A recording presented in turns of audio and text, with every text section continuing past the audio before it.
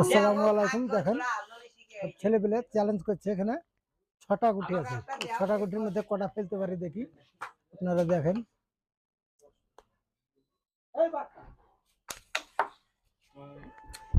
একটা হয়েছে,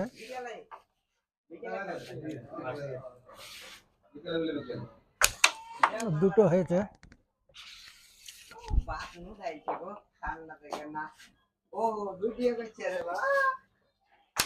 তিনটে হয়েছে। আপনাদেরকে দেখাচ্ছি, চারটে,